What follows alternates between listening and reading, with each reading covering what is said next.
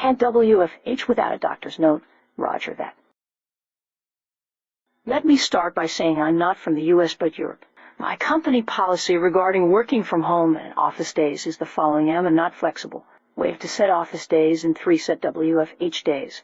In the heat of the pandemic, the government obligated everyone to WFH, which we all did without any issues. As of recently, it's no longer obligated. Only highly recommended if WFH is possible. Here we go on the MC. My husband and I both woke up sick with a heavy cold. Nothing major. Cough, snotty noses, and sore throats. Husband called into work and informed his employer. They told him it's no problem and he can reschedule his appointments to Teams meetings or to another day in WFH. I decided to call my employer too, to check the company policy as I have an obligated office day. I don't want to make any other colleagues sick, and my job does not require my attendance at the office. I can WFH perfectly. My employer replied that I can only WFH if I provide them with a doctor's note mentioning that I am indeed sick and WFH is necessary. If I don't want to provide such note, I must come into the office, sick or not. Okay, I call my doctor, explain the situation, and ask how to proceed and what they recommend. The doctor didn't know what to say. My employer is actually asking for a note that mentions I am indeed sick enough to stay home, but not sick enough to stop working. Gee, that's not a thing. So they told me that I am indeed sick. I will receive a sick note and will not be working today or tomorrow either. On top of that, I must get tested for COVID because I'm pregnant and we must take no risks. I sent my employer an email with the sick note attached, mentioning that I will not be working and will get myself tested. My employer asked me if I will resume work after the test. Well, no. Unfortunately, I am sick and have a note mentioning I am not seen fit to work and am even quarantined. So I will no longer be able to work at all for the time mentioned on my doctor's note they asked for.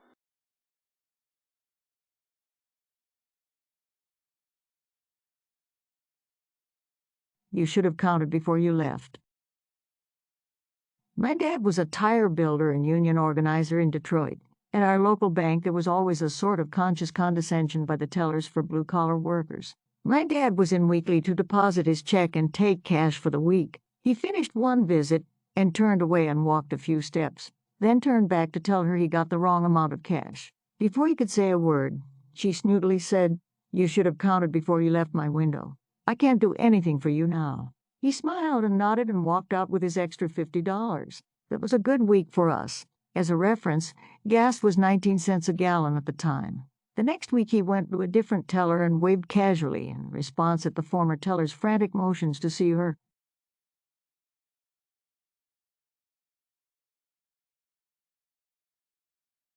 Well, let me correct a spelling mistake. Good luck getting me to pay.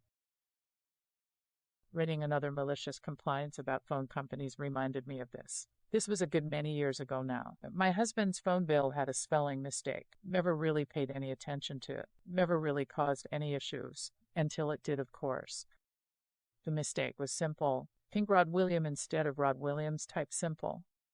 One day we moved states and put in for mail redirection. Well, where I am from, mail redirections have to be exact, so the bill never got forwarded. And in all that goes along with moving, it didn't even cross our minds that the bill hadn't arrived or been paid. And then inevitably the phone got cut off. Once we realized we were all set to fix it up, pay the bill, change our address, etc. But no, can't be that simple. You see, to change the spelling mistake, we needed to provide proof of my husband's correct name. But for any name change, they need name change documents such as a wedding certificate or other official name change document, which he doesn't have as it is not a name change, just a spelling mistake. For some reason, his license or passport was not good enough evidence. We ask what we can do to get this fixed up, and they offer no help or resolution, just stonewalling that there is no possible way to fix the incorrect spelling.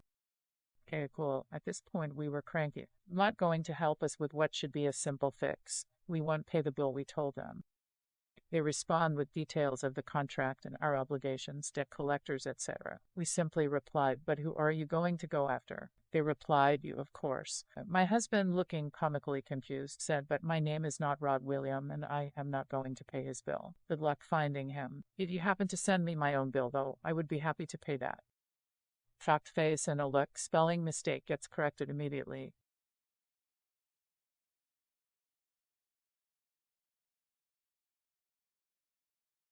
You want the exact amount, you get the exact amount. When I was 13 or 14, I decided I wanted a PS3. My dad refused to buy me one, but my uncle made me an offer I couldn't refuse. He said that if I worked at his sweet shop for the 2 months of summer break, he would buy me a PS3 and some games in lieu of payment. For teenage me with no commitment, this seemed fantastic. My uncle sold a kind of specialty snack known as a mini samosa in his shop. They are like samosas but smaller, about 3.52 centimeters in size, about 1/1286th of a football field for my American friends. They were sold by weight, in sealed packs of 250 grams and 500 grams of these were the most common amounts people bought. Baking those packages turned out to be my job. You see, sometime between now and when Uncle started his business, he realized that 250 grams was roughly the weight of 28 mini samosas, and thus 56 were 500 grams. So instead of weighing each packet, I was told to just pack by counting individual items, which was easier and saved time. We also sold them individually for people who wanted larger, smaller, or unusual amounts.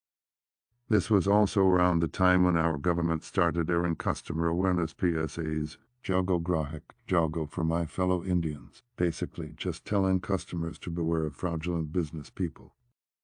So one particularly hot afternoon, it was just me and my uncle at the shop. In India, frequent power cuts were very common during summers, and thus there were no fans or AC running. Both tempers and temperatures were running high at the shop that day. It was then that the villain of our story, Mr. Karen, made his entry. He was a local resident and a regular. He seemed angry from the onset when he barged into the shop. He took a look at the fans and saw that they weren't running, then angrily picked up a 500-gram pack of samosas and asked how many samosas are in this thing. At 500 grams, I said. I said how many, not how much. Mr. Karen literally screamed again. How many in this? 56, I replied immediately, since you know I packed them. How can you be so sure? You didn't even count. You're trying to cheat me. Mr. Karen was now in full-scale Karen mode. I demand you pack me 500 grams of those individual ones, and don't you dare cheat me again. I looked over at my uncle, wet with sweat, fanning himself with yesterday's newspaper. He slowly nodded. I beamed a huge smile. Sure, sir, whatever you want. So I took a bag, picked up some samosas, and started putting them on the balance. I kept counting samosas as I put them in until they were a little over 500 grams. Then I removed the last samosa and the weight fell below 500. Now, keeping eye contact with Mr. Karen, I crushed the samosa and started putting its powdery remains in the bag until it was exactly 500 grams. But wait, there's more. Mr. Karen apparently didn't seem to mind powdered samosa, but instead asked smugly, "So how many samosas now?" 48, I claimed triumphantly. You see, sometime in the past, my uncle's old chef retired and the new chef made samosas with a little bit more filling in them. They looked the same size on the outside and only weighed a couple grams more each. And since he made them in bulk and also sold to other shops in the area, the price wasn't too much of an issue, so my uncle let it slide. But those couple grams added up on mass orders, and that is what Mr. Karen found out the hard way. He looked sheepishly at the pre-packed samosas, and then at his own package, and asked if he could buy the former instead. No, my nephew made a package specially for you at your own request, so that is what you have to buy. My uncle finally spoke. Mr. Karen silently took his pack, paid, and left.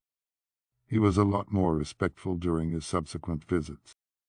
I was reminded of this story yesterday when my PS3 finally died. As evident, English is not my first language. In fact, it's not even my third, so please excuse any mistakes. Edit. Here is a printable mini samosa recipe for anyone who wants to make them. Edit to the edit. Since many of you want to know, here's a recipe for Sev. Edit 2. Thank you for all the nice comments and awards. I'm upvoting each one and replying to all I can. I wish you all a very happy Diwali. May your happiness levels be as high as my electricity bill this month. Edit 3. I just can't thank you guys enough for all the positive responses. Really made my week. I understand what RIP inbox means.